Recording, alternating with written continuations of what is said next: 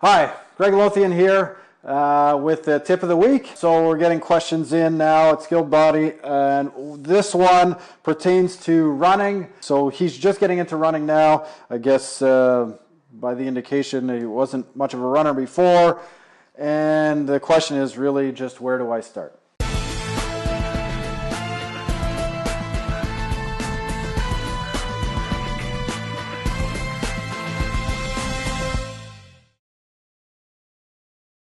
Now, a lot of people, they just go out and they want to start running right away, and they run as far as they can, and then they're sore and tired and sort of demotivating if you approach it the wrong way. So there's a couple of things that you want to do before you start running. One of them is, especially if you're living a fairly sedentary lifestyle, or you never really ran before, maybe you did other stuff but you never really ran. The first one, and we'll post this we'll post this down below as well, is you want to do what's called a quarter squat. Quarter squat is just a simple little squat where you're bending down over your kneecap directly over your foot. This helps your kneecap align properly.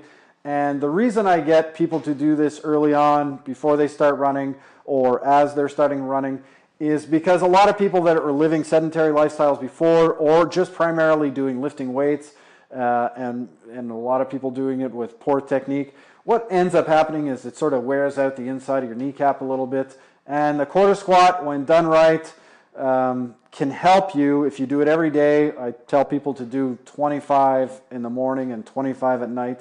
It'll help to really just help even out the surface as much as possible and give you a little bit less knee pain when you're running.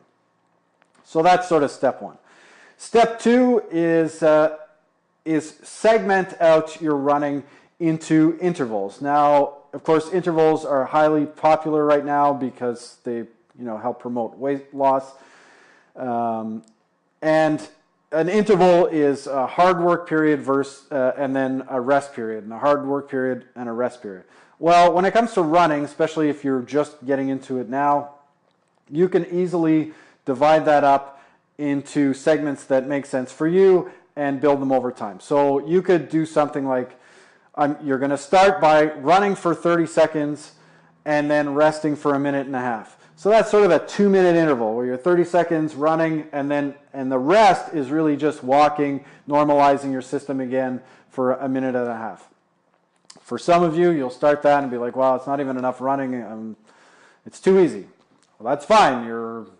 Progress yourself through. What you're trying to do is increase the amount of run time and decrease the amount of rest time. Now, for distance running, if you're not actually doing intervals to increase your performance or lose weight, you're just trying to get yourself into running, which is a good start, is you want the effort, the perceived effort behind how you feel when you're doing the interval, to be below a 5 on 10.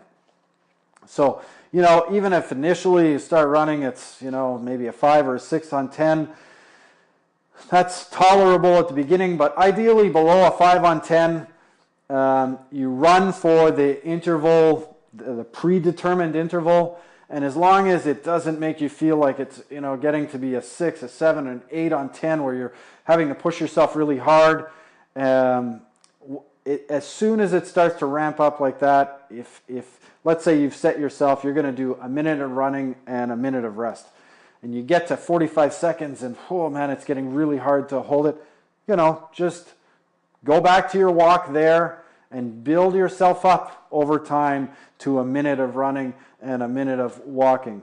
And what you'll see throughout the period that you start, so probably the first couple of months, is, and you'll see big changes in the first couple of weeks actually, is the run time easily gets longer and longer as you get more used to it. When you get to yourself to a full 2 minutes of running, then what you can do is add a new rest period. So now you're running for 2 minutes, add a rest period of 1 minute. And you do that until you start really feeling comfortable on the road or on the treadmill, whatever you're doing it on, and getting yourself to being able to run full time. It'll help you, drop a little bit of weight. As long as you're paying attention, you should be paying attention to nutrition and hydration. But that's a very simple way to get yourself into running. So just to quickly sum up, I know I was a little all over the place there. Start with a 2-minute interval. You run for as much time as you can, never really going above a 5 on 10 intensity-wise, and then rest for the rest of the 2 minutes. Repeat that interval however many times you want, 5, 8, 10 times, whatever it is, and then and that'll be your run for the one day. As you get stronger and stronger, you make the run time longer and the walk time shorter, and you do the same amount of intervals. Once you've maxed out that interval time, so you're running for the entire interval time, now you need to add a walk time. So 2 minutes running, 1 minute walking, or 3 minutes running, 1 minute walking, and build yourself up over time. Okay? Love to hear your comments or questions about that. You can leave comments below or questions, and I'll get back to you the best I can. I hope that helps. And as always, be active, be healthy, and be injury-free.